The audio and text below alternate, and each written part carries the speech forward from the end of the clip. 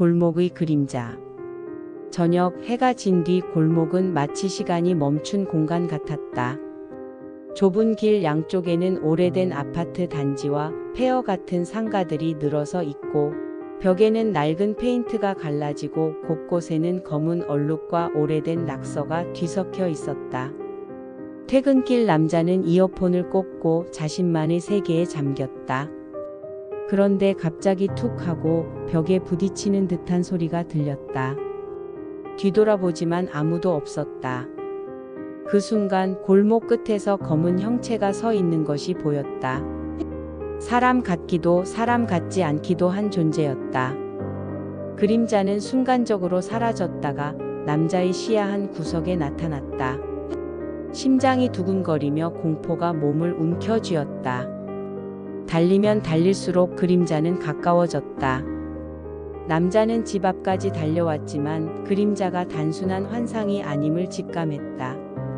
그날 밤 남자는 창밖을 바라보며 심장이 뛰는 소리를 듣고 그림자가 아직 골목 어딘가에 남아있다는 느낌을 지울 수 없었다. 흔들리는 등불. 다음 날 밤 한 여성은 퇴근길 골목을 걷고 있었다. 낡은 가로등 하나가 바람도 없이 흔들리고 있었다. 여성은 휴대폰으로 사진을 찍으려 했지만 화면에는 아무것도 잡히지 않았다. 그때 벽 사이에서 흐릿한 그림자가 나타났다. 형태는 불분명하지만 눈빛만은 선명했다. 그 눈빛은 단순한 호기심이 아니라 자신을 쫓고 있다는 위협적 감각을 주었다. 그림자는 느리게 이동했지만 골목 전체가 그림자가 지배하는 듯한 기분이 들었다. 여성은 속도를 높였지만 그림자는 조금씩 따라왔다. 그날 이후 그녀는 밤마다 골목을 피하며 지나가야 할 때마다 손을 떨며 뒤를 돌아보았다. 계단 아래의 발소리. 늦은 밤 학원에서 집으로 돌아가는 학생이 있었다. 골목 안쪽 계단을 내려가자 갑자기 바닥에서 무겁고 느린 발소리가 들렸다. 학생 자신의 발소리와 달리 철제 바닥을 끄는 듯한 소리였다. 계단 아래를 내려다보자 아무도 없었지만 소리는 점점 가까워졌다. 순간 벽 틈에서 검은 손이 삐죽 튀어나오는 듯한 느낌이 들었다. 학생은 얼어붙어 숨을 죽였지만 소리는 멈추지 않았다.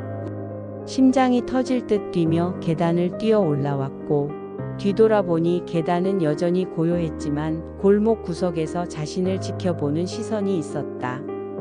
그날 이후 학생은 혼자 골목을 지나지 않았다. 사와 사라진 고양이. 한 주택에서 키우던 고양이가 사라졌다.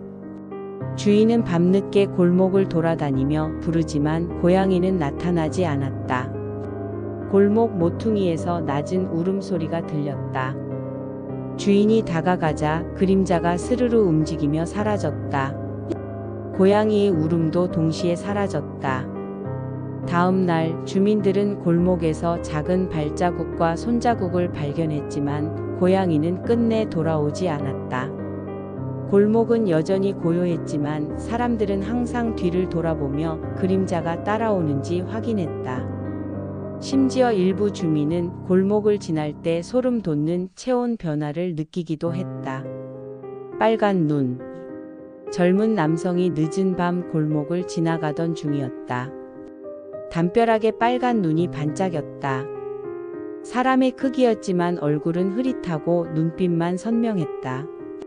남성은 숨을 멈추고 얼어붙었다. 눈빛은 그의 움직임을 꿰뚫는 듯했다.